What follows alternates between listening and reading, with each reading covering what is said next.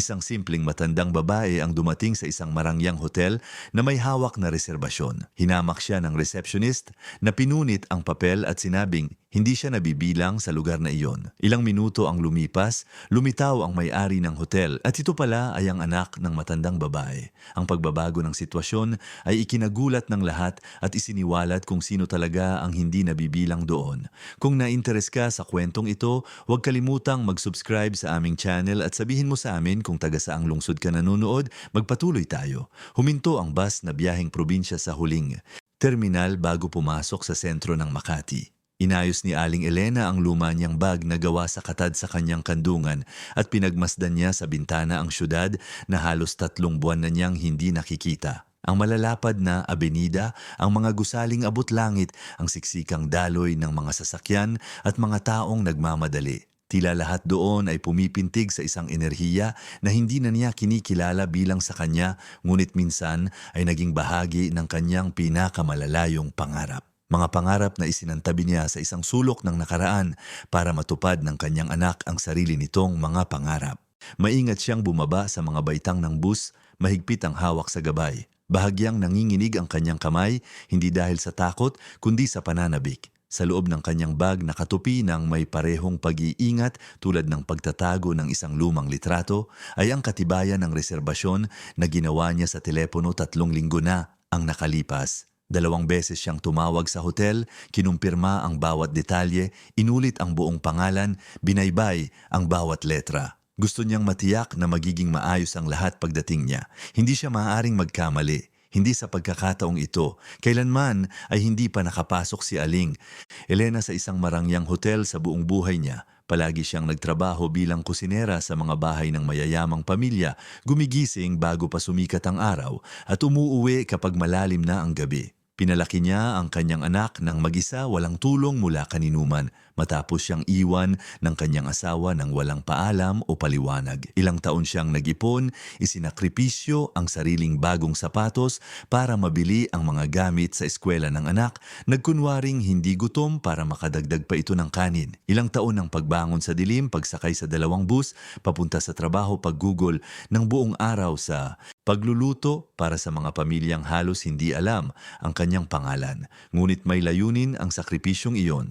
Lumaki si Rico, nag-aral, nagtagumpay. Nagtapos siya ng Business Administration na may pinakamataas na marka sa klase, kumuha ng master's degree na may full scholarship, nagtrabaho sa malalaking kumpanya hanggang sa isang grupo ng mga mamumuhunan ang naniwala sa kanyang talento at inilagay siya sa pamumuno ng isang network ng mga dekalidad na hotel. Ang huli nilang pag-uusap sa telepono ay halos 2 buwan na ang nakalipas. Abala siya, palagi namang abala. Naiintindihan ni Aling Elena. Alam niyang iba na ang mundo nito ngayon, puno ng mga pangako at responsibilidad na halos hindi niya kayang isipin. Mga pulong, mga biyahe, mahahalagang desisyon. Hindi niya ito masisisi sa kawalan ng oras, kaya nagpasya siyang sorpresahin ito. Inipon niya ang pera mula sa mga huling linggo ng trabaho, nagtipid sa bawat sentimo, hiniram ang telepono ng kapitbahay at tumawag sa hotel na alam niyang pangunahin sa network kung saan nagtatrabaho ang kanyang anak. Gumawa siya ng reserbasyon, kinumpirma ng 2 beses, isinulat ang numero ng protocol sa isang papel na tinupi niya ng tinupi hanggang sa magkasya sa kanyang palad. Gusto niyang magpalipas ng ilang araw sa Makati, malapit sa kanya, baka sakaling makapagkapi sila, makita ng malapitan ang bunga ng lahat ng kanyang pinaghirapan. Makita ang anak na masaya, yun lang ang gusto niya. Ibinaba siya ng taxi sa harap ng Grand Plaza Makati, isang naglalakihang gusali na gawa sa salamin at marmol sa puso ng Ayala Avenue. Huminga ng malalim si Aling Elena bago pumasok sa umiikot na pinto. Ang lobby ay mas kahanga-hanga pa kaysa sa kanyang inaasahan. Ang sahig na gawa sa Italian marble ay sumasalamin sa mga chandelier na kristal na nakabitin sa napakataas na kisame. Ang mga beige na leather na upuan ay tila hindi pa nauupuan at ang aircon ay nagpapanatili ng isang kaaya-ayang temperatura na para kang nasa ibang bansa. Pinalamutian ng mga sariwang bulaklak ang mga mesa, mga modernong obra ng sining ang nasa mga dingding at isang banayad na amoy ng lavender ang pumapalibot sa hangin. Ito ay isang mundong ganap na naiiba sa kanya. Dahan-dahan siyang naglakad patungo sa reception desk, ramdam ang bigat ng kanyang mga hakbang sa makintab na sahig. Sa paligid, ang mga bisita ay nakasuot ng eleganteng damit, may dalang mga branded na maleta na may mga etiketa ng mga biyahe sa ibang bansa at nagsasalita sa telepono sa Ingles at Pranses. Si Aling Elena ay nakasuot ng simpleng bestidang bulaklakin na gawa sa koton na nabili niya sa isang sale ilang taon na ang nakalipas, ang parehong bag na gawa sa synthetic leather na dala niya sa loob ng 5 taon, at isang pares ng simpleng sandalyas na kabisado na ang bawat marka ng paggamit. Ngunit hindi siya nahihiya. Ang mga simpleng damit na iyon ay kumakatawan sa isang buong buhay ng marangal na pagtatrabaho.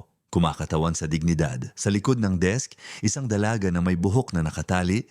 Sa isang perpektong bun ang nagtatype sa computer. Perpekto ang kanyang makeup, ang mga kuko ay may manicure na matingkad na pulang polish at nakasuot siya ng navy blue na blazer na may gintong sagisag ng hotel na bordado sa bulsa. Nang lumapit si Aling Elena, mabilis na itinaas ng receptionist ang kanyang mga mata, tahimik siyang sinuri mula ulo hanggang paa at bumalik sa pagtingin sa screen na parang walang nangyari, na para bang si Aling Elena ay hindi nakikita. Naghintay si Aling Elena ng ilang segundo. Nagpatuloy sa pagtype ang dalaga, ganap na binabaliwala ang kanyang presensya. Magandang hapon, sabi ni Aling Elena, mas mahina ang boses kaysa sa inaasahan niya. Bumuntong hininga ang receptionist ng may pagkainip, hindi pa rin inaalis ang tingin sa screen. Ano po ang kailangan nila? Gumawa ako ng reserbasyon.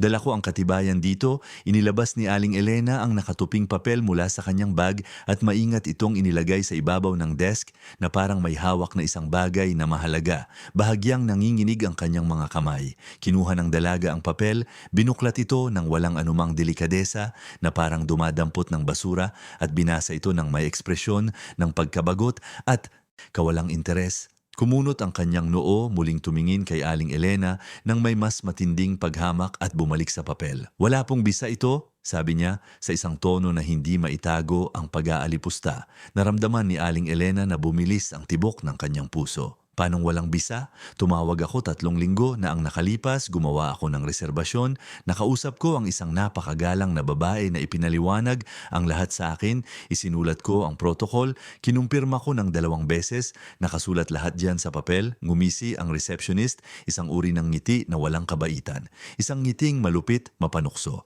Tingnan niyo ma'am, hindi ko po alam kung sino ang nakausap ninyo sa telepono pero wala pong bisa ito. Walang protocol na nakarehistro sa aming sistema, walang kumpirmasyon ng bayad, wala. Malamang po ay mali ang numerong tinawagan ninyo o mali ang pagkakasulat ninyo ng impormasyon. Pero dito po ako tumawag sa hotel na ito, sa Grand Plaza Makati. Isinulat ko ang pangalan ng babaeng nakausap ko, Patricia ang pangalan niya, isinulat ko ang numero ng protocol na ibinigay niya, nakasulat lahat dyan gamit ang sulat kamay ko. Tiningnan muli ng receptionist ang papel, ngayon ay may mas matinding paghamak. Pagkatapos sa isang kalkulado at malupit na kahinahunan, sinimulan niyang punitin ang katibayan. Una sa gitna na may mabagal at sinasadyang mga galaw, pagkatapos ay sa 4 na bahagi at sa mas maliliit na piraso na hinayaan niyang mahulog sa ibabaw ng marmol na desk na parang konfeti. Ilang piraso ang nahulog sa sahig, sumasayaw sa hangin bago lumapag. Ang tunog ng napupunit na papel ay umalingaw-ngaw sa labi na parang isang tahimik na sigaw. Ganap na natigilan si Aling Elena, nakatingin sa mga piraso ng papel na nagkalat. Ang papel na yon na maingat niyang itinago na kumakatawan sa pag-asa na muling makita ang kanyang anak na magpalipas ng ilang araw malapit sa kanya, na sa wakas ay makilala ang mundong kanyang tinitirhan. Ngayon, punit, itinapon na parang basura, na para bang wala itong halaga, na para bang siya ay walang halaga. Unti-unting humina ang galaw sa labi. Ilang tao ang huminto upang panoorin ang eksena ng may morbid na kuryosidad. Ang iba ay maingat na inilabas ang kanilang mga cellphone, kumukuha ng video, naghahanap ng isa pang sandali ng kahihiyan na ibabahagi sa social media. Walang lumapit, walang nagsalita, walang nag-alok ng tulong, lahat ay nanonood lamang na para bang ito ay isang palabas, isang libreng aliwan. Ipinatong ng receptionist ang kanyang mga braso sa dibdib at itinaas ang kanyang baba ng may kayabangan. Lililinawin ko lang po sa inyo, napakataas po ng standard ng hotel na ito. Tumatanggap kami ng mahahalagang negosyante, mga international executive, mga celebrity, mga taong may mataas na antas sa lipunan at pananalapi. Hindi po kahit sino ay maaring mag-check-in dito. At sa itsura ninyo, sa paraan ng inyong pananamit, sa tingin ko ay malinaw na hindi po kayo ang tipo ng kliyente na tinatanggap namin. Naramdaman ni Aling Elena na nag-init ang kanyang mga pisngi sa hiya at galit. Ano ba talaga ang mali sa itsura ko? Tumawa ang dalaga ng maikli, tuyo at masama. Seryoso po ba kayo sa tanong ninyo? Tingnan ninyo ang sarili ninyo, tingnan mabuti. Ngayon, tingnan ninyo ang mga tao sa paligid. Tingnan ninyo ang mga bisita, ang mga damit na suot nila, ang mga maletang dala nila. Sa tingin niyo po ba ay bagay kayo sa lugar na ito? Sa tingin niyo po ba talaga ay mayroon kayong profile para maging narito? Ilang pigil na tawa ang narinig mula sa isang grupo ng mga batang executive na malapit sa leather na sofa. Nagbubulungan sila, maingat na nagtuturo, kumukuha ng litrato. Lumingon si Aling Elena sa kanila ngunit mabilis na umiwas ng tingin ng mga tao, bumalik sa pagkalikot sa kanilang mga cellphone, nagkukunwaring hindi sila sangkot. Isang security guard na nakaitim na suit ang nagmamasid mula sa malayo. Nakakrus ang mga braso ngunit hindi gumalaw.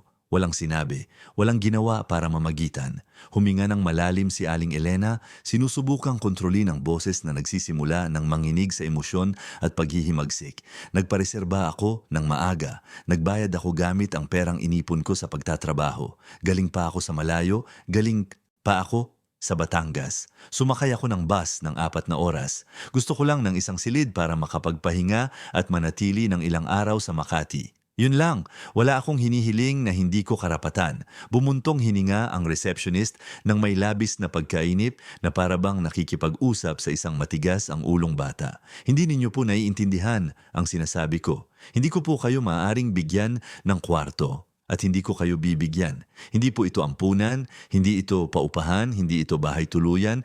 Ito po ay isang premium na 5-star hotel. At kung hahayaan kong pumasok ang kahit sino, mawawala ang aming standard of excellence, ang aming reputasyon. Naiintindihan niyo po ba? Ito ay usapin ng imahe, ng brand, ng posisyon sa merkado. Hinawakan ni Aling Elena ang strap ng kanyang bag ng buong lakas, sinusubukang manatiling matatag, hindi ako kahit sino. Ina ako ng isang lalaking nagtrabaho buong buhay niya para marating kung nasaan siya ngayon. Isang lalaking nagmula sa hirap na nag-aral ng may matinding pagsisikap na lumaban para sa bawat tagumpay. At pumunta ako rito dahil tumulong akong itayo ang lahat ng ito na inaakala ninyong sa inyo lamang. Bawat baitang na inakyat niya, naroon ako sa ibaba na humahawak sa hagdan.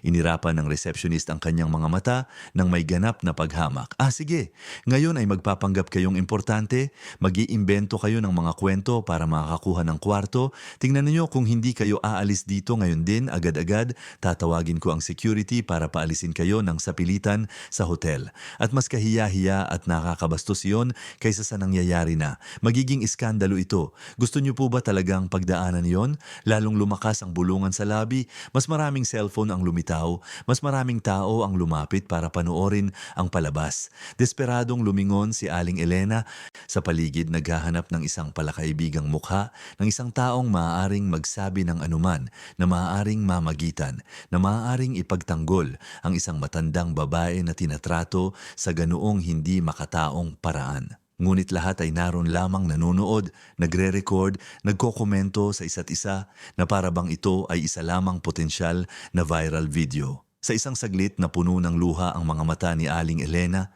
napilit niyang pinipigilan. Naisip niya ang buong buhay na kanyang pinagdaanan, ang lahat ng pagkakataong hindi siya nakikita ng mundo, ang lahat ng madaling araw na paggising sa dilim para magtrabaho habang natutulog pa ang lungsod. Naisip niya ang kanyang anak, ang napakalaking pagmamalaki na nararamdaman niya para dito, ang takot na baka ikahiya siya nito ngayon, na baka pagsisihan nitong magkaroon ng isang simpleng ina, mahirap, walang formal na edukasyon. Naisip niya ang lahat ng pagkakataong isinakripisyo niya ang sarili para magkaroon ito ng mas magandang buhay. Ngunit hindi siya iiyak doon, hindi sa harap ng lahat ng taong iyon, hindi niya ibibigay ang kasiyahang iyon sa malupit na dalagang iyon. Habang kitang-kita ang panginginig ng kanyang mga kamay, binuksan ni Aling Elena ang kanyang lumang bag at inilabas ang luma niyang cellphone, isang simpleng aparato na halos walang internet. Malakas na humalakhak ang receptionist. Sino ang tatawagan mo, ha? Ang nobyo mo? Ang anak mong inimbento mong importante? Pwede mong tawagan kahit sino, kahit ang pulis kung gusto mo. Paalisin ka rin nila dito dahil krimen ang trespassing. Hindi pinansin ni Aling Elena ang mga panunukso. at idinayal ang numerong kabisado niya. Sa kabilang linya, pagkatapos ng ilang mahahabang ring na parang tumagal ng isang kawalang hanggan, sumagot ang pamilyar at minamahal na boses. "Hello? Rico? Ako to. Ang nanay mo." Nagkaroon ng maikling katahimikan. "Nay? Ano po yon? Anong nangyari? Ayos lang po." "Ba kayo? May masama po bang nangyari?" Ipinikit ni Aling Elena ang kanyang mga mata ng mahigpit, sinusubukang pigilan ang lahat ng emosyon sa kanyang boses na nagbabantang gumuho. "Nandito ako sa hotel mo, anak, sa Grand Plaza sa Makati. Nagpareserba ako, dumalaw ako para sorpresahin ka. Gusto kitang makita, anak ko." Pero pinunit nila ang katibayan ko sa harap ko. Pinunit na parang basura. Sinabi nilang wala akong profile para maging narito, na hindi ako bagay sa lugar na ito. Ang katahimikan sa kabilang linya ay mabigat, siksik, puno ng isang bagay na hindi lubos na maintindihan ni Aling Elena. Galit ba yon, pagkabigla o sakit? Naririnig niya ang pagbabago sa ritmo ng paghinga ng kanyang anak, nagiging mas mabilis, mas matindi. "Nasaan po kayo ngayon, Nay?" "Sa lobby?" "Oo, anak, nandito ako sa reception, sa harap ng maraming taong kumukuha ng video." Ang boses niya ay lumabas na matatag, kontrolado, ngunit may isang tono na agad niyang nakilala. Ito ang parehong tono na ginagamit nito nung bata pa kapag may nambabastos sa kanya sa kalye, kapag may hindi rumerespeto sa kanya sa bus, kapag nakakakita ito ng kawalang katarungan. "Huwag po kayong aalis dyan, Nay. Huwag kayong aalis. Huwag kayong gagalaw. Papunta na ako ngayon din. Malapit na ako." Biglang natapos ang tawag. Itinago ni Aling Elena ang cellphone sa kanyang bag at diretsong tumingin sa receptionist na ngayon ay ngumingiti ng may ganap na panunuya, sobrang tiwala sa sarili. Tinawagan ng nobyo, ang bayaw, isang kamag-anak na susundo sa inyo dito at mag-uuwi sa inyo. Kahit sino pa ang dumating, personal kong titiyakin na walang sinuman, absolutong walang sinuman ang makakapagbago sa desisyon ko. Hindi kayo mananatili sa hotel na ito. Hindi sumagot si Aling Elena. Nanatili lamang siyang nakatayo, matatag, hawak ang kanyang luma at gasgas na bag, nakatitig sa mga piraso ng papel na nagkalat sa marmol na sahig. Sa paligid, ang lobby ay patuloy sa magulong paggalaw, ngunit ngayon ay lahat ng tingin ay nakatuon sa kanya. Ang ilan ay may morbid na kuryosidad, ang iba ay may tahimik na awa, at marami ang may malupit at ganap na kawalang pakialam. At sa gitna ng mabigat at nakakahiyang katahimikan na bumabalot sa lahat, naghintay si Aling Elena ng may dignidad na hindi maintindihan ng sino man doon. Dahil alam niya sa kaibuturan ng kanyang puso na may isang bagay na malapit ng magbago ng tuluyan.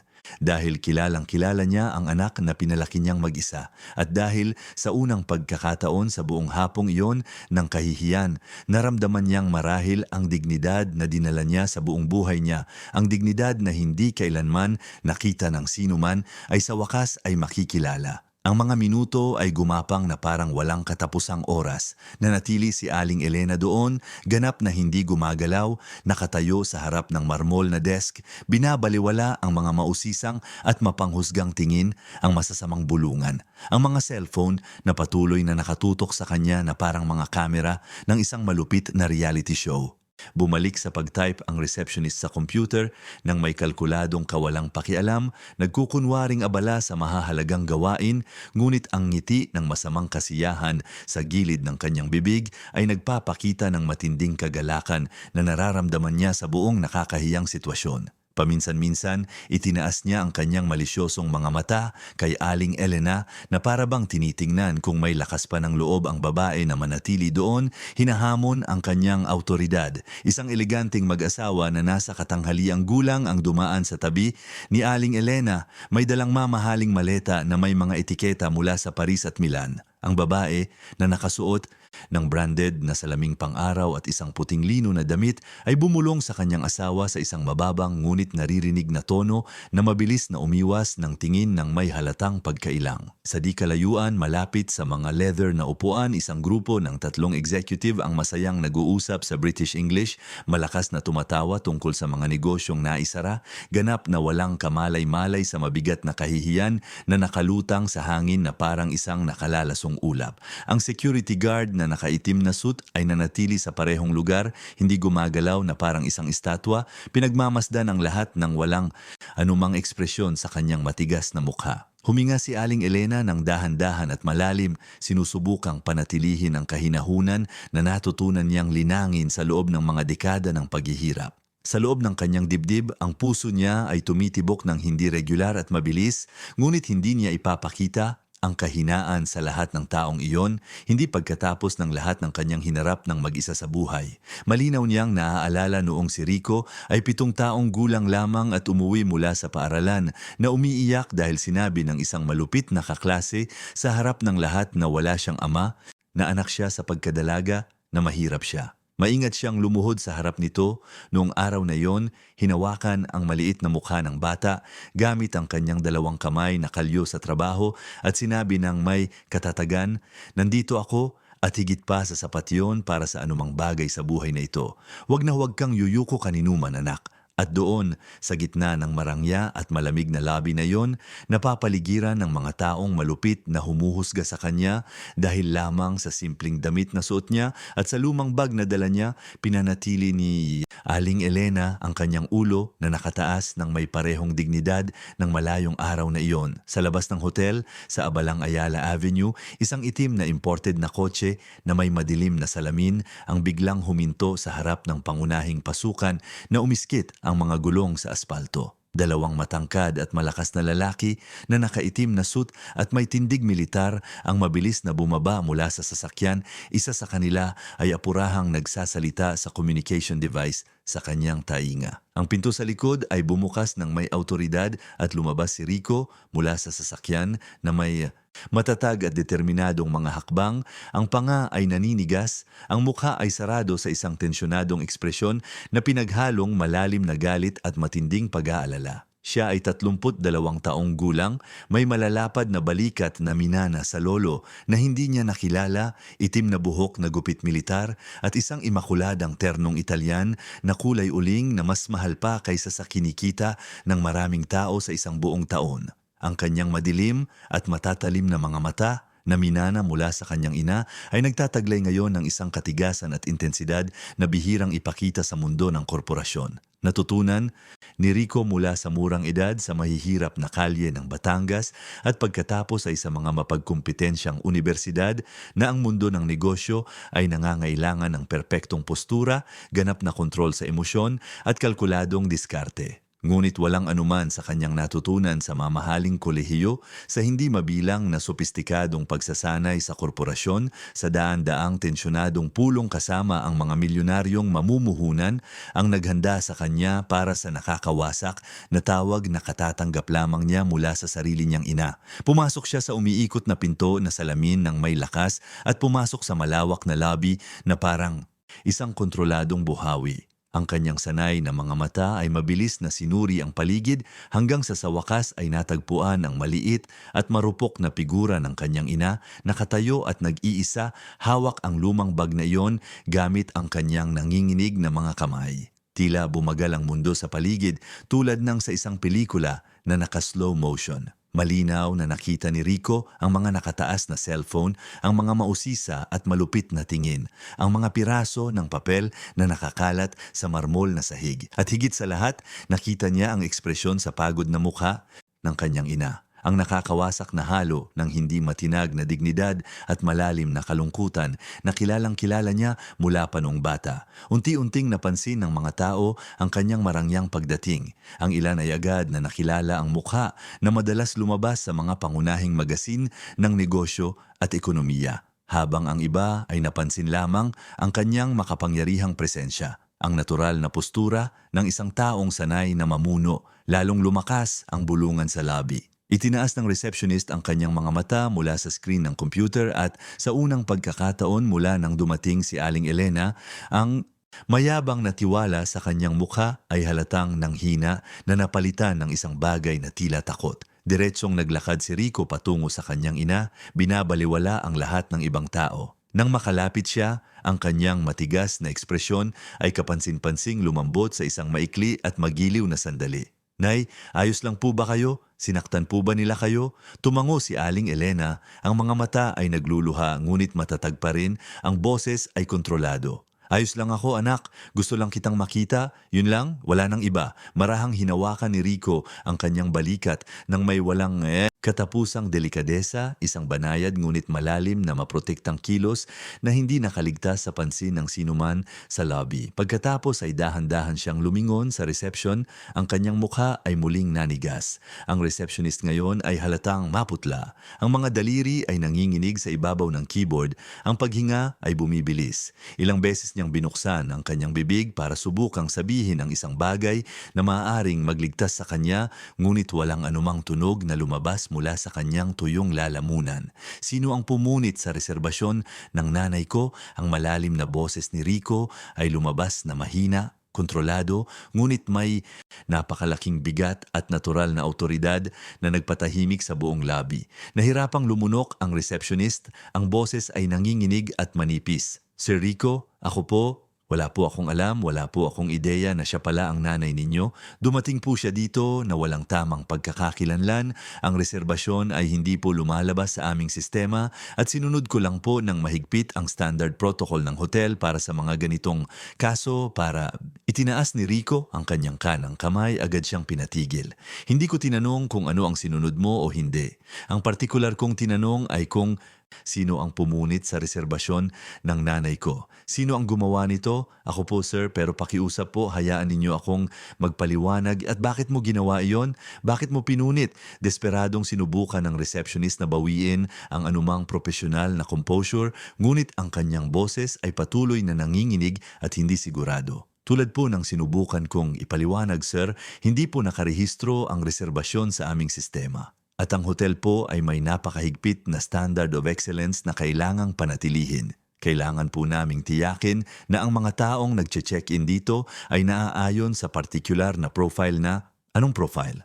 Humakbang si Rico, ang kanyang mga itim na mata ay matamang nakatitig sa takot na babae. Tapusin mo ang sinimulan mong pangungusap. Tapusin mo ang iyong pangangatwiran. Anong profile ba talaga ang wala sa nanay ko para maging narito? Ilang beses na binuksan at isinara ng receptionist ang kanyang bibig, desperadong naghahanap ng mga salita na hindi lalong magpapahamak sa kanya. Sir Rico, pakiusap po, intindihin ninyo, ginagawa ko lang po ang trabaho ko sa abot ng aking makakaya. Wala po akong paraan para malaman kung sino talaga siya, kung sino ang pamilya niya. Ikiniling ni Rico ang kanyang ulo.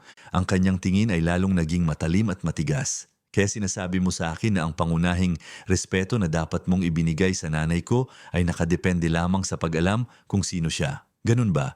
Hindi po sir, hindi po iyon ang ibig kong sabihin. Ako po ay, dahil kung iyon mismo ang ibig mong sabihin, kung gayon ang problema ay mas malaki pa kaysa sa una kong inakala nang matanggap ko ang tawag na iyon. Ang katahimikan sa buong lobby ay ganap at mabigat. Lahat ng mga mata ay nakatuon sa dramatikong eksena na nagaganap.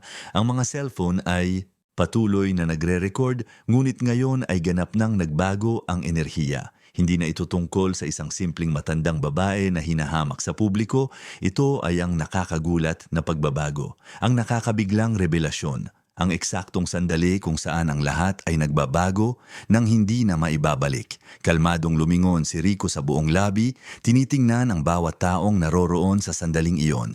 Ang kanyang malakas na boses ay malinaw na umalingaw-ngaw sa malawak at marangyang espasyo. Ang buong pangalan ko ay Rico Reyes. 3 linggo na ang nakalipas, formal kong tinanggap ang kabuuang pamamahala sa network ng mga hotel na ito. Ang gusaling ito ang pangunahin at pinakamahalagang hotel, ang Grand Plaza, Makati. At ang matandang babaeng ito na brutal na hinamak sa publiko dito ngayon sa harap ninyong lahat ay si Elena Reyes. Ang nanay ko, ang babaeng nagpalaki sa akin ng mag-isa. Agad na sumabog ang bulungan na parang bomba. Nagpalitan ng tingin ang mga tao na ganap na nabigla at hindi makapaniwala. Ang ilan ay agad na ibinaba ang kanilang mga cellphone dahil sa huling hiya. Ang iba ay patuloy na kumukuha ng video, ngunit ngayon ay may ibang intensyon, iniisip na ang hindi maiiwasang pag-viral nito. Inilagay ng receptionist ang kanyang nanginginig na mga kamay sa kanyang nakabukas na bibig, ang kanyang mukha ay naging puti na parang papel. Nagpatuloy si Rico ng may matatag at emosyonal na boses. Ang nanay ko ay walang kapag-urang nagtrabaho buong buhay niya bilang kusinera sa mga bahay ng mga pamilyang may kaya. Gumigising siya ng alas 4 ng madaling araw, sumasakay sa 2 siksikang bus at umuuwi sa aming simpleng bahay ng alas 10 ng gabi na pagod na pagod. Pinalaki niya ang isang anak ng mag-isa, walang tulong pinansyal, walang pribilehiyo, walang anuman, kundi ang kanyang sariling hindi matinag na lakas ng loob at determinasyon. Isinakripisyo niya ang lahat, bawat personal na pangarap na mayroon siya para magkaroon ako ng pagkakataong mag-aral, para magkaroon ako ng mga oportunidad na hindi niya kailanman naranasan. Huminto siya ng may bigat, hinahayaan ang bawat salita na bumigat sa lahat ng naroroon. At alam niyo ba kung ano ang ginawa niya nang sa wakas ay makapag-ipon siya ng kaunting pera pagkatapos ng ilang linggong pagtitipid sa bawat sentimo para makapagbiyahe? Nagpasya siyang pumunta rito. Bisitahin ako, sorpresahin ako ng may pagmamahal. Makita ng malapitan ang konkretong resulta ng lahat ng kanyang tinulungang itayo ng may labis na sakripisyo sa loob ng mga dekada ng mahirap na pagtatrabaho. Diretso siyang tumingin sa takot na receptionist.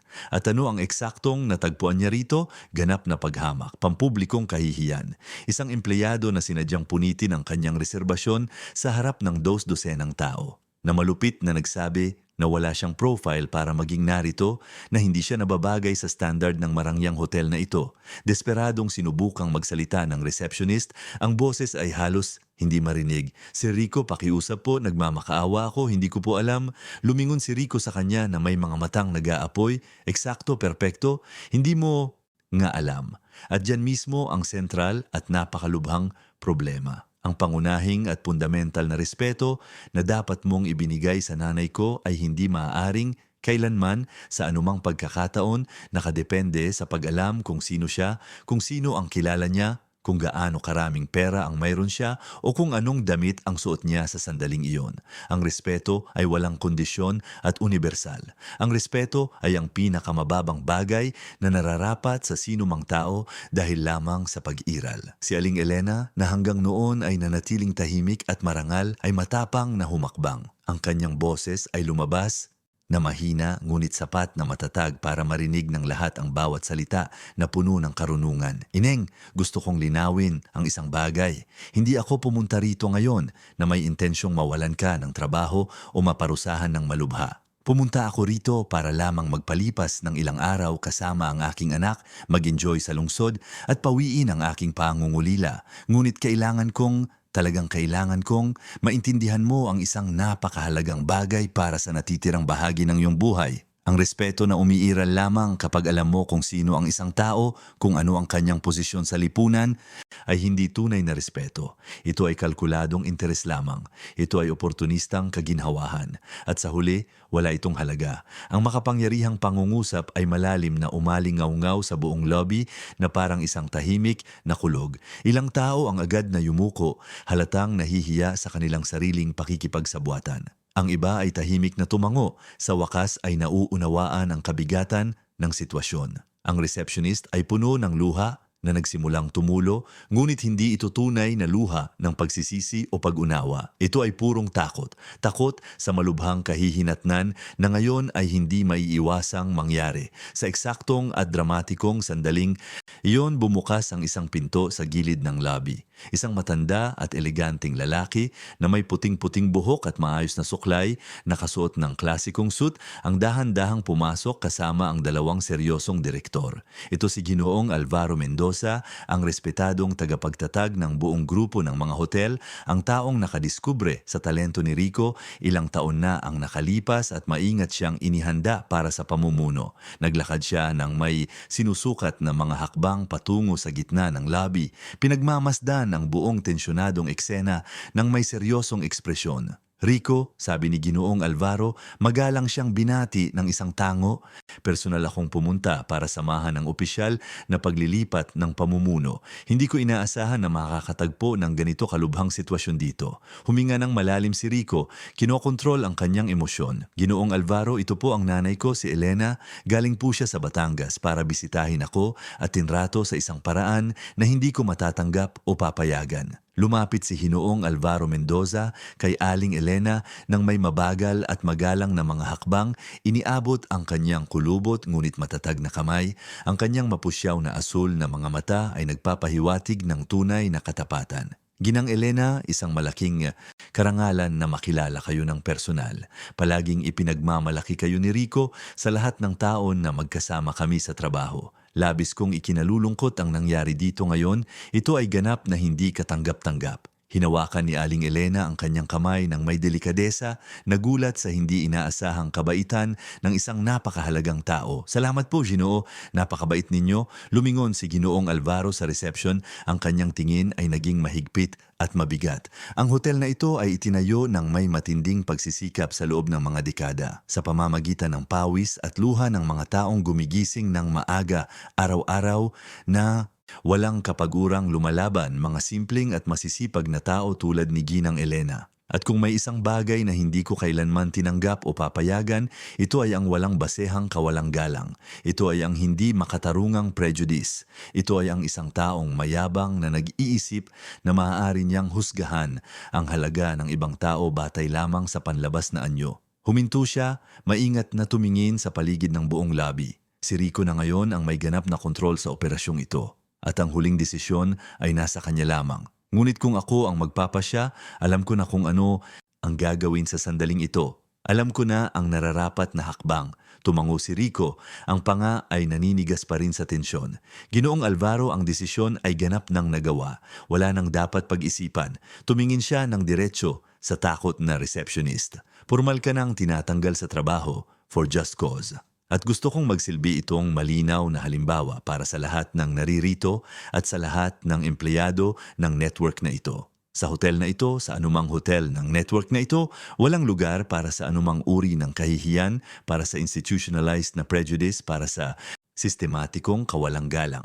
Nagsimulang umiyak ng malakas ang receptionist, ngunit walang sino man sa paligid ang gumalaw para aliwin siya. Ang kanyang kayabangan, ilang minuto lang ang nakalipas ay naging purong desperasyon at takot.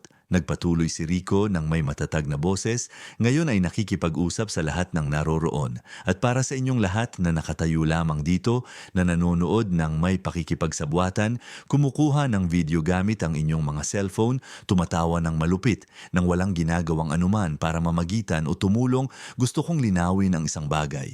Kapag nanonood ka lamang sa isang halatang kawalang katarungan at walang ginagawa, kapag duwag kang umiiwas, pumipili ka rin ng isang panig, at tiyak na hindi ito ang tamang panig. Ang bigat ng mga salita ay bumagsak sa labi na parang tinunaw na tingga. Mabigat, siksik, nakakasakal. Ilang tao ang agad na itinago ang kanilang mga cellphone sa kanilang mga bag at bulsa. Halatang nahihiya sa kanilang sariling pasibong pakikipagsabuatan. Ang iba ay mabilis na umalis. Hindi kayang harapin ang kanilang sariling moral na kaduwagan na nasasalamin sa pampublikong salamin na iyon. Sa wakas ay lumingon si Rico sa kanyang ina at inalok ang kanyang braso ng may walang katapusang kabaitan. Halika, Nay, dadalhin ko po kayo sa pinakamagandang suite sa buong hotel na ito. Magpapahinga po kayo ng maayos pagkatapos ng nakakapagod na biyahe at bukas ng umaga ay mag-aalmusal tayo sa balkonahe tulad ng dapat sanang nangyari mula pa sa simula nang walang lahat ng hindi kinakailangang kahihiyan na ito. Hinawakan ni Aling Elena ang malakas na braso ng kanyang anak gamit ang kanyang nanginginig na mga kamay at magkasama silang dahan-dahang naglakad sa marmol na lobby sa ilalim ng maingat, mabigat at mapanuring tingin ng lahat ng naroroon sa makasaysayang sandaling iyon. Ang Presidential Suite ay sumasakop sa buong huling palapag ng kahangahangang Grand Plaza. Ang malalaking bintana mula sahig hanggang kisame ay nag-aalok ng isang kamangha-manghang tanawin ng Ayala Avenue na iluminado ng gabi na nagsisimulang bumagsak sa lungsod. Dahan-dahang pumasok si Aling Elena sa marangyang espasyo, ang kanyang simple at pagod na mga mata ay ganap na nanlaki sa harap ng suryal na kalakan ng lugar. Ang pangunahing sala ay may mga Italianong upuan na gawa sa malambot na puting katad, isang curved screen na telebisyon na mas malaki pa sa buong dingding ng kanyang simpleng bahay sa Batangas, mga mesa na gawa sa imported na salamin, at isang sopistikadong dekorasyon sa mga neutral na kulay ng ginto at ivory na tila kinuha mula sa isang internasyonal na magasin ng arkitektura at disenyo. Tahimik na pinagmamasdan ni Rico ang kanyang ina. Kilalang kilala niya ang bawat banayad na ekspresyon ng minamahal na mukha na iyon na minarkahan ng panahon. Ang tunay na pagkamangha, ang pigil na kagalakan ng isang bata, ang halatang pagkailang na nasa isang lugar na tila kabilang sa isang ganap na naiibang realidad. Lumapit siya ng may pagmamahal at inilagay ang kanyang maprotektang kamay sa balikat nito. Huwag po kayong mag-alala, Nay. Ang buong suite na ito ay sa inyo hanggat gusto ninyong manatili. 1 linggo, 1 buwan kung gaano katagal ninyo kailangan. Dahan-dahang lumingon si Aling Elena sa kanya, ang mga mata ay basa pa rin sa pigil na emosyon. Anak, napakaganda ng lahat ng ito, napakarangya, ngunit sa totoo lang ay hindi ko kailangan ng ganito kalaki at kalabisan. 1 simpleng kwarto lang ay sapat na para sa akin. Hindi kailangan ang lahat ng ito. Ngumiti si Rico ng may lambing, ngunit ang ngiti ay may dalang malalim at lumang kalungkutan na karapat-dapat po kayo rito at higit pa. Palagi po kayong karapat-dapat mula pa noong nagkaisip ako at labis kong ikinalulungkot mula sa kaibuturan ng aking puso ang lahat ng nangyari sa lobby kanina. Umiling si Aling Elena, hinahawakan ang mukha ng kanyang anak. Hindi mo kasalanan iyon, anak. Wala kang kinalaman doon. Ngunit direktang responsibilidad ko iyon, Nay. Ang hotel na ito ay nasa ilalim ng aking pamamahala. Ang mga taong nagtatrabaho dito ay responsibilidad ko, kinontrata ko, pinamamahalaan ko, at bigo ako. Bigo akong tiyakin na ang isang lugar na dapat ay tumatanggap sa lahat, ng may dignidad ay tratuhin kayo, ng may pangunahing respeto na dapat ninyong natanggap. Mabigat siyang umupo sa isa sa mga malambot na upuan, ipinahid ang kanyang pagod na mga kamay sa kanyang tensyonadong mukha at bumuntong hininga ng malalim. Lumapit si Aling Elena at maingat na umupo sa tabi niya tulad ng ginagawa niya noong si Rico ay bata pa at umuuwi mula sa paaralan na malungkot dahil sa isang problema o kawalang katarungan. Bakit po hindi ninyo sinabi sa akin na pupunta kayo sa Makati, Nay? Bakit ninyo inilihim? Ngumiti si Aling Elena ng may walang katapusang pagmamahal ng isang ina. Dahil gusto kitang sorpresahin, anak. Matagal na tayong hindi nagkikita ng personal, hindi nag-uusap ng harapan, tuwing tumatawag ako sa cellphone mo, palagi kang abala, palaging may ginagawang importante at naiintindihan ko, alam kong mahalaga ang trabaho mo na mayroon kang mga seryosong pangako at malalaking responsibilidad. Ngunit miss na kita, anak. Miss ko nang maging malapit sa iyo, mag-usap habang nagkatinginan, makita ka, mayakap ka. Kaya nag-ipon ako ng pera, nagpareserba ng maingat at pumunta. Akala ko talaga ay magiging isang magandang sorpresa ito. At ganun nga, Nay, isang napakagandang sorpresa.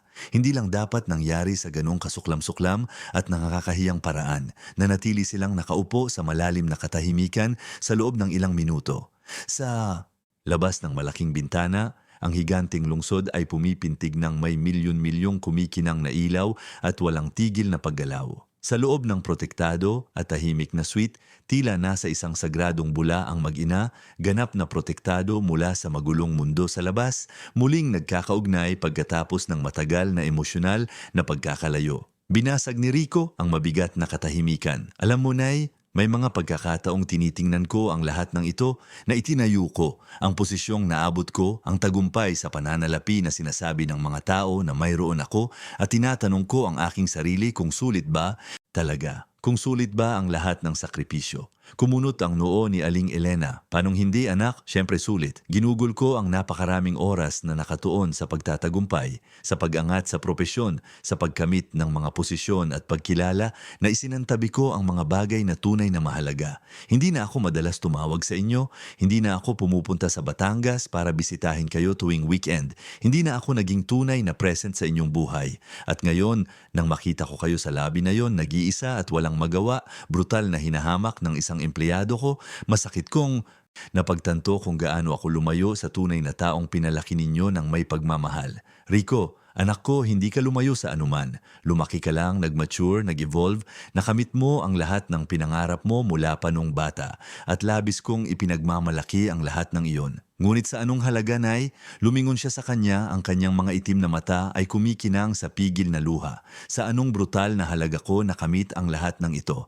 Halos hindi ko na makilala ang taong naging ako sa mga nakaraang taon. Nagsusuot ako ng mamahaling imported na suit, pumupunta sa mga eksklusibong lugar kung saan hinuhusgahan ka ng mga tao batay sa tatak ng iyong damit, gumagawa ng mga desisyon sa korporasyon na nakakaapekto sa daan-daang empleyado at kanilang mga pamilya, dumadalo sa walang katapusang mga pulong kung saan walang pakialam kung sino ka bilang isang tao kundi kung magkano ang halaga mo sa merkado. At ngayon ay malinaw kong nakita na nahawaan ito kahit ang profesional na kapaligiran na dapat kong pinamumunuan ng may etika at mga halaga. Kinuha ni Aling Elena ang malaking kamay ng kanyang anak sa pagitan ng kanyang maliliit at kalyadong mga kamay. Anak, hindi ka direktang responsable sa kasamaan ng iba. Ang babaeng iyon sa ibaba ay gumawa ng isang personal at sinadyang pagpili. Pinili niyang husgahan ako ng mababaw, hiyain ako sa publiko. Wala itong kinalaman sa iyo o sa iyong pagkatao. Mayroon, Nay.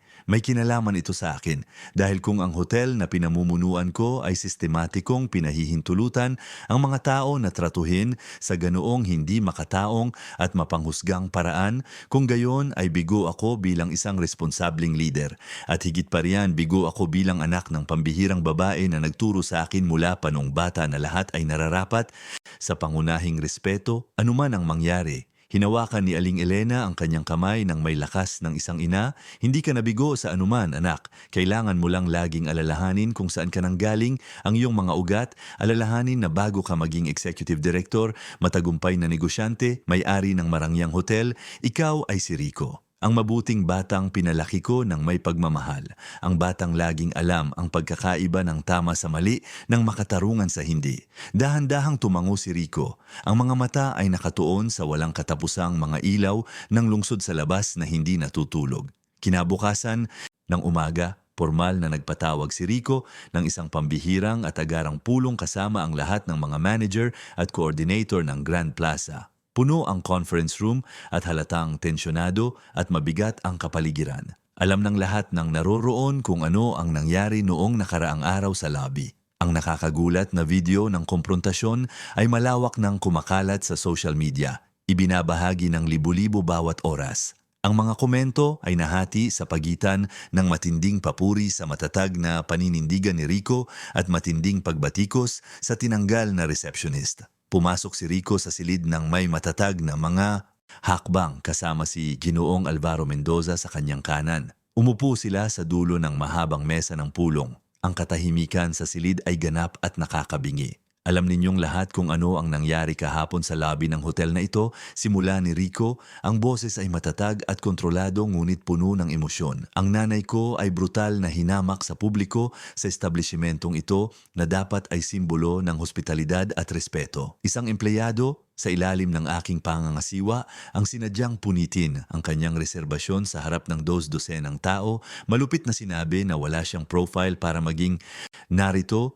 Tinrato siya ng may ganap na paghamak at ang pinakamasama sa lahat ay walang sinuman, literal na walang sinuman ang gumawa ng anuman para mamagitan. Walang nagtanggol sa isang matandang babae na hindi makatarungang tinatrato at hinahamak sa publiko. Huminto siya, tinitingnan ang bawat mukha sa mahabang mesa. Ito ay nagtulak sa akin na mag-isip ng malalim tungkol sa uri ng kultura ng organisasyon na itinatayo natin dito. Tungkol sa kung anong mga pangunahing halaga ang tunay nating pinahahalagahan sa araw-araw. At nakarating ako sa isang masakit ngunit kinakailangang konklusyon. Sama-sama tayong nabigo. Lahat tayo, hindi lamang ang partikular na empleyadong iyon na tinanggal.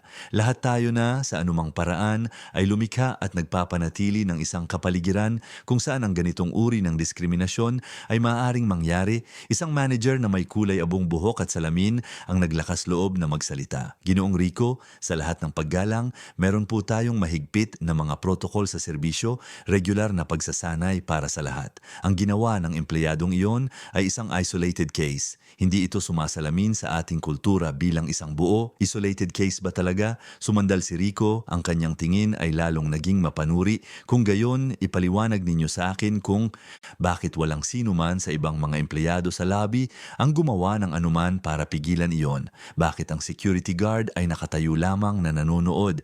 Bakit walang sino man doon ang nagkaroon ng lakas ng loob o pangunahing desensya na sabihing mali at hindi katanggap-tanggap iyon? Ganap na katahimikan ang muling bumalot sa silid. Maging malinaw ako sa inyong lahat. Simula ngayon, ang hotel na ito ay sasailalim sa isang malalim at radikal na pagbabago. Hindi lamang sa mga pamamaraan, kundi sa kultura, sa mga pangunahing halaga, sa paraan ng pagtrato natin sa bawat taong pumapasok sa pintong iyon. At nagsisimula iyan sa bawat isa sa inyo na nakaupo sa mesang ito.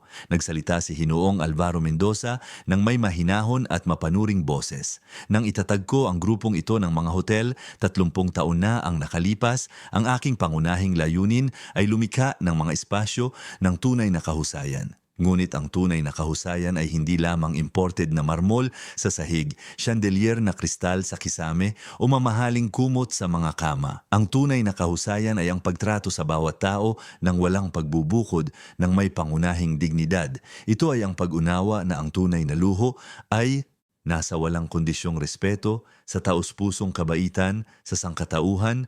Tumingin siya sa paligid ng silid. Tama si Rico sa lahat ng sinabi niya. Nawala natin iyan sa daan. Masyado tayong nakatuon sa paglilingkod sa isang partikular na uri ng mayayamang kliyente sa pagpapanatili ng isang mababaw na pamantayan na nakalimutan natin na ang tunay na pamantayan ay tao, etikal at moral. At kailangan itong magbago simula ngayon. Muling nagsalita si Rico ng may hindi matinag na determinasyon. Magpapatupad tayo agad ng mga bagong mandatoryong pagsasanay. Hindi lamang tungkol sa mga teknikal na pamamaraan, kundi tungkol sa tunay na empatya, tungkol sa hindi sinasadyang prejudice, tungkol sa kung paano epektibong labanan ang mga diskriminasyon. Susuriin natin ang ating mga proseso sa pagkuha ng empleyado para matiyak na kumukuha tayo ng mga taong tunay na nagbabahagi ng mga halagang ito. At lilikha tayo ng mga direktang channel para maiulat ng sinumang empleyado ang mga hindi naaangkop na sitwasyon ng walang takot sa ganti. Isang batang coordinator ang nagtaas ng kamay. At ang empleyadong tinanggal kahapon, Ginoo, may posibilidad po bang muling isaalang-alang? Huminga ng malalim si Rico. Ang pagtanggal ay mananatili. For just cause.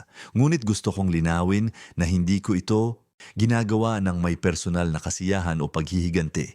Ginagawa ko ito dahil kinakailangan, dahil ang partikular na pag-uugaling iyon ay hindi maaaring tiisin. Ngunit kinikilala ko rin na siya ay produkto ng sistemang nilikha natin. At dahil doon, lahat tayo rito ay may bahagi ng responsibilidad sa nangyari.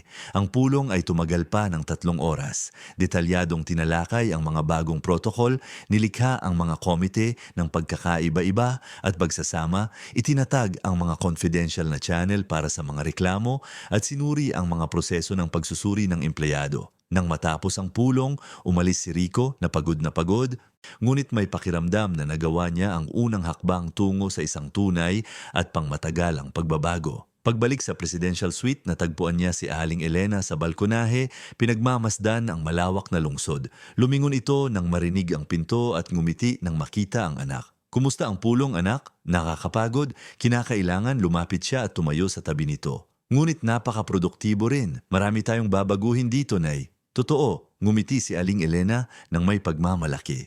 Palagi kong alam na gagawa ka ng pagkakaiba sa mundo, Rico. Mula pa nung bata ka, nakikita ko na iyan na sa iyo. Ang kakayahang magmalasakit, lumaban para sa tama at makatarungan. Tumingin si Rico sa kanyang ina nang may walang katapusang lambing.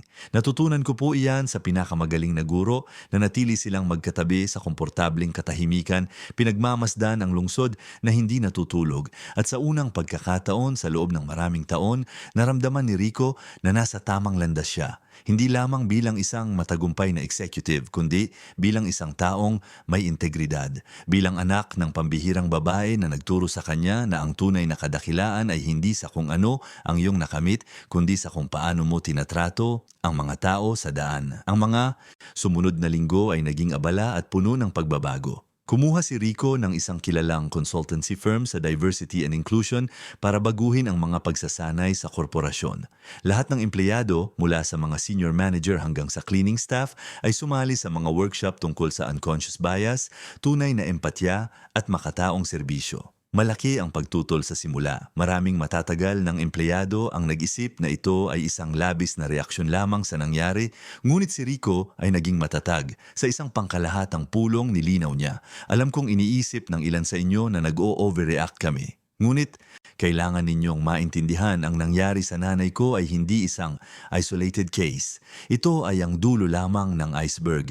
Ito ay ang sandali lamang kung saan naging publiko ang isang bagay na malamang ay madalas na nangyayari, ngunit walang nakakakita, walang kumukuha ng video, walang nagrereklamo. Huminto siya. Tinitingnan ang buong auditorium. Ilang beses nang may isang taong minaltrato dito at hindi natin nalaman dahil hindi ito nag-viral.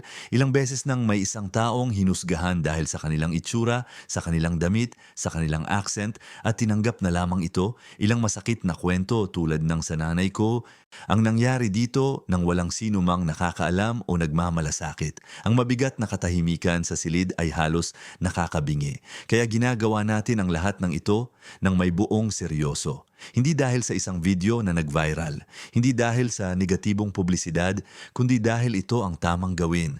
Dahil kung gusto nating maging isang hotel ng tunay na kahusayan, kailangan nating magsimula sa kahusayan sa pangunahing pagtrato sa tao. Isang araw, isang mahiyain na empleyado mula sa cleaning staff ang personal na naghanap kay Rico sa kanyang opisina. Ang pangalan niya ay Celia, isang babaeng may 53 taong gulang na nagtatrabaho sa hotel sa loob ng 15 taon. Pumasok siya nang may kaba sa kanyang silid. Ginoong Rico, gusto ko po sanang makipag-usap sa inyo sandali kung maaari po. Siyempre, Ate Celia, pakiusap, maupo po kayo. Umupo siya sa dulo ng upuan, halatang hindi komportable. Gusto ko pong magpasalamat sa ginawa ninyo sa mga pagbabagong ipinapatupad ninyo. Nagtaka si Rico. Magpasalamat para saan po, Ate Celia? Huminga ng malalim si Celia. Dahil ilang taon na po ang nakalipas, naranasan ko rin po ang isang bagay na katulad niyan. Isang dayuhang bisita ang minaltrato ako, sinabing incompetent ako, hinamak ako sa harap ng ibang mga empleyado at bisita. At nang maglakas loob akong magreklamo sa aking superior, sinabihan lang ako na dapat akong mag-ingat na ang mga bisita ay laging prioridad, na kailangan ko lang lunukin at magpatuloy. Nagsimulang tumulo ang luha sa kanyang mukha. Itinago ko po iyon sa loob ng maraming taon. Ngunit nang makita ko ang video ng nangyari sa nanay ninyo, nang makita ko kayong ipinagtatanggol siya, sinasabing mali iyon, sa wakas ay naintindihan ko. Hindi ako mali sa pakiramdam na hinamak ako. Nakarapat dapat akong respetuhin, na lahat tayo ay karapat dapat sa dignidad. Agad na tumayo si Rico at lumibot sa kanyang mesa. Lumuhod siya sa tabi ng kanyang upuan, diretsong tumingin sa kanyang mga mata. Ate Celia, labis ko pong ikinalulungkot ang nangyari sa inyo at gusto kong malaman ninyo na simula ngayon, hindi na iyon mangyayari. Hindi habang ako ang namumuno dito. Tumango siya, pinupunasan ang kanyang mga luha. Ang pag-uusap na iyon ay malalim na tumatak kay Rico. Napagtanto niya na ang pagbabagong isinusulong niya ay hindi lamang tungkol sa protocol. Ito ay tungkol sa dignidad ng tao. Nang gabing iyon, umakyat siyang muli sa suite.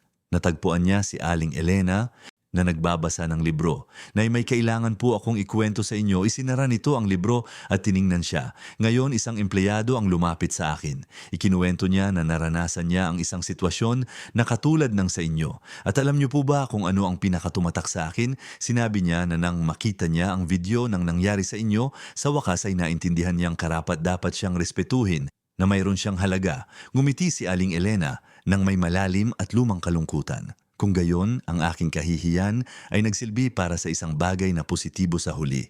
Umiling si Rico. Hindi po, Nay. Hindi po dapat kayo hinamak para maintindihan ng iba na karapat dapat silang respetuhin. Ngunit naiintindihan ko po ang ibig ninyong sabihin. At yan mismo ang dahilan kung bakit ko ginagawa ang lahat ng ito. Para walang ibang Elena, walang ibang Celia, walang ibang tao ang kailangang pagdaanan ang pinagdaanan ninyo. Umupo siya sa tabi nito. Alam nyo, Nay, sa lahat ng tao na nakatuon ako sa pag-angat sa propesyon, akala ko ay pinararangalan ko ang sakripisyo ninyo para sa akin. Akala ko ang pagkakamit ng mataas na posisyon, ang pagkita ng malaking pera, ay Ang tanging paraan para suklian ang lahat ng ginawa ninyo, ngunit mali ako, nagtaka si Aling Elena. Paanong mali anak? Ang tunay na paraan para parangalan ang sakripisyo ninyo ay hindi sa pagkakamit ng mga importanteng posisyon. Ito ay sa pagiging isang mas mabuting tao araw-araw.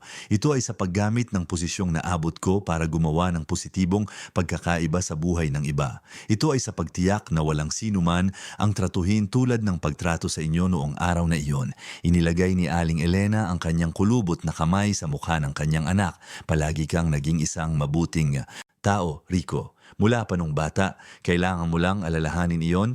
2 buwan na ang lumipas mula noong araw na iyon sa lobby. Ang taglagas ay nagsimulang kulayan ng Makati ng mga banayad na kulay ng dilaw at kahel. Sa wakas ay bumalik na si Aling Elena sa kanyang simpleng bahay sa Batangas, ngunit ang relasyon sa pagitan ng mag-ina ay ganap na nagbago. Araw-araw tumatawag si Rico, binibisita ang kanyang ina tuwing weekend at sa unang pagkakataon sa loob ng maraming taon, naramdaman niyang mayroon siyang tunay na pamilya. Sa Grand Plaza, ang mga pagbabago ay nagsimulang magbunga. Ang klima sa pagitan ng mga empleyado ay naiiba. Mayroong mas maraming respeto, mas maraming empatiya, mas maraming sangkatauhan. Ang hotel ay nagiging hindi lamang isang lugar ng mababaw na luho, kundi isang lugar ng dignidad ng tao.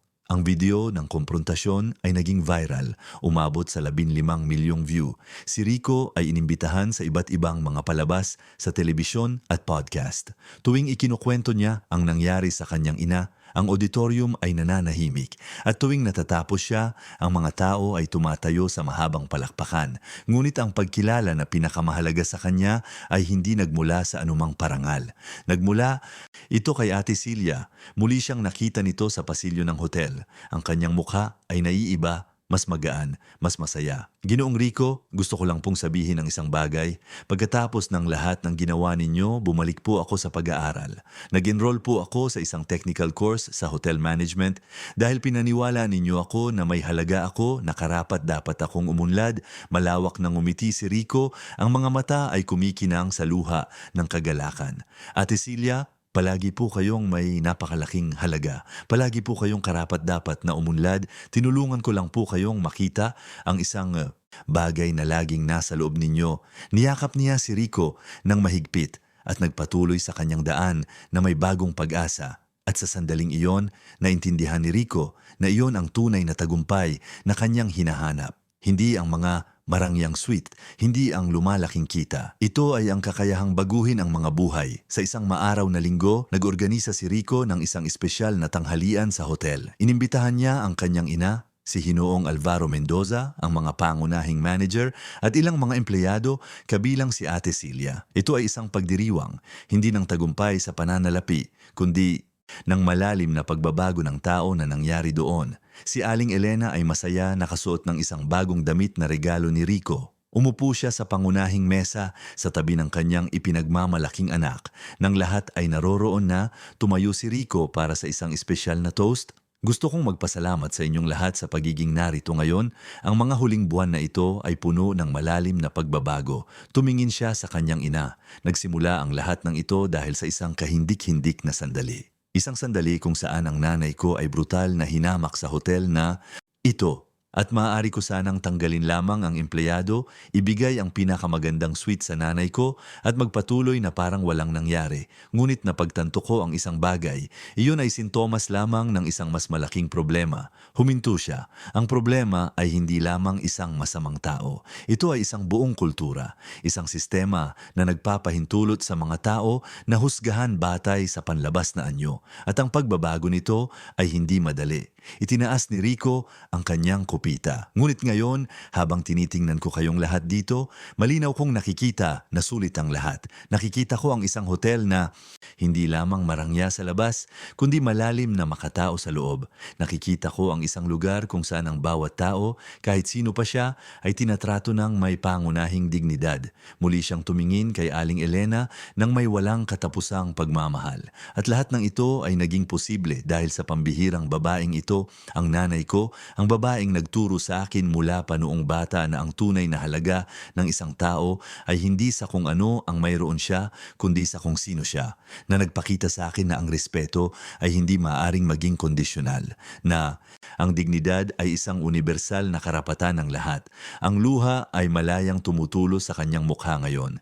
Nay, iniaalay ko po ang lahat ng ito sa inyo, bawat pagbabago, bawat tagumpay, dahil kayo po ang nagturo sa akin kung ano ang tunay na mahalaga sa buhay. At gaano man kalayo ang marating ko, hinding-hindi ko malilimutan na nagsimula ang lahat sa inyo at sa mga halagang itinuro ninyo. Umiiyak din si Aling Elena, ngumingiti sa gitna ng kanyang mga luha. Lahat ay tumayo at itinaas ang kanilang mga kupita. Ang toast ay umalingaw-ngaw sa buong silid, puno ng emosyon, pasasalamat at bagong pag-asa. Pagkatapos ng tanghalian, naglakad si Rico at Aling Elena sa hardin ng hotel. Anak, sabi ni Aling Elena, gusto kong malaman mo na anuman ang mangyari, ako na ang pinakamasaya at pinakakumpletong ina sa buong mundo. Dahil nakita ko ang aking anak na hindi lamang nagtagumpay, kundi nagtagumpay sa tamang paraan, ng may dignidad, respeto at sangkatauhan.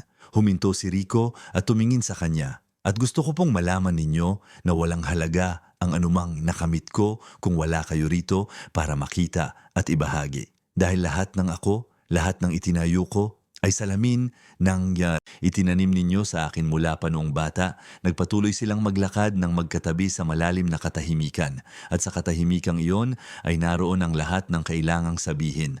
Ang walang kondisyong pag-ibig, ang respeto, ang pasasalamat, ang malalim na koneksyon sa pagitan ng mag-ina na hindi kayang sirain ng anumang distansya o panahon. Nang magsimulang lumubog ang araw, tumingin si Rico sa kanyang ina at ngumiti. Alam nyo, Nay, natutunan ko ang isang napakahalagang aral sa lahat ng ito. Ngumiti si Aling Elena. Ano yon, anak? Na ang tunay na luho ay hindi nasa mga mamahaling chandelier, sa imported na marmol, sa malalaking suite. Ang tunay na luho ay ang kakayahang tumingin sa salamin araw-araw at magustuhan ang taong nakikita mo. Ito ay ang kakayahang matulog ng mahimbing sa gabi dahil alam mong tinrato mo ang iba ng may respeto. Ito ay ang pagkakaroon ng mga taong nagmamahal sa iyo hindi dahil sa kung ano ang mayroon ka, kundi dahil sa kung sino ka. Hinawakan niya ang kamay ng kanyang ina. At ang tunay na luhong iyon, natutunan ko po iyon sa inyo. Hinawakan ni Aling Elena ang kamay ng kanyang anak. At ikaw, mahal kong anak, ay ipinapasa iyan. Ngayon, gumagawa ka ng tunay na pagkakaiba sa mundo at walang anumang bagay na mas ipinagmamalaki ko kaysa riyan. Ganap nang lumubog ang araw.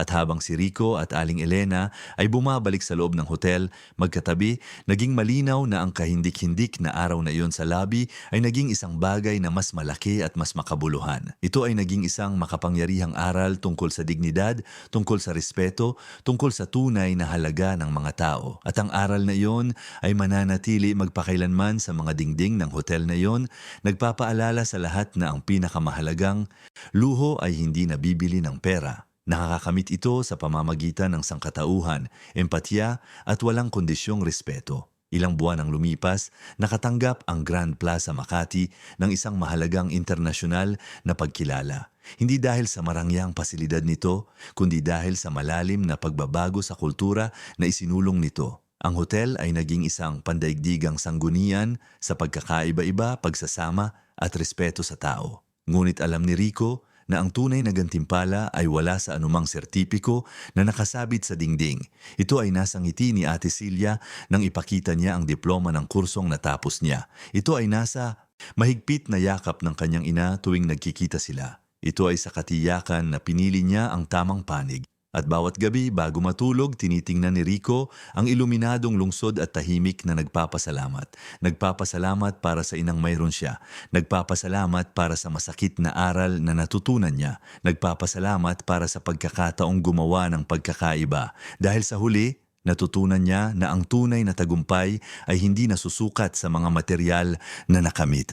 Nasusukat ito sa mga buhay na nabago, sa dignidad na naibalik, sa sangkatauhan na napanatili. Wakas ang kwento. Minamahal na mga tagapakinig, taus-puso naming inaasahan na ang nakakaantig na kwento ni na Aling Elena at Rico ay nakaantig sa inyong mga puso at nagudyok ng mahahalagang pagninilay. Kung naantig ka sa matinding paglalakbay na ito ng kahihiyan, pagtubos at walang kondisyong pag-ibig, iwanan ang iyong like, mag-subscribe sa channel at sabihin sa mga komento kung aling sandali ang pinakatumatak sa iyo at bakit. Ito ba ay noong pinanatili ni Aling Elena ang kanyang dignidad sa harap ng malupit na kahihiyan? Noong ipinagtanggol ni Rico ang kanyang ina ng may pagmamahal at hindi matinag na katatagan? O noong ang mga pagbabago ay nagsimulang gumawa ng konkretong pagkakaiba sa buhay ng ibang tao tulad ni Ate Celia? Araw-araw nagdadala kami ng matitindi at malalim na nakakaantig na mga kwento tulad nito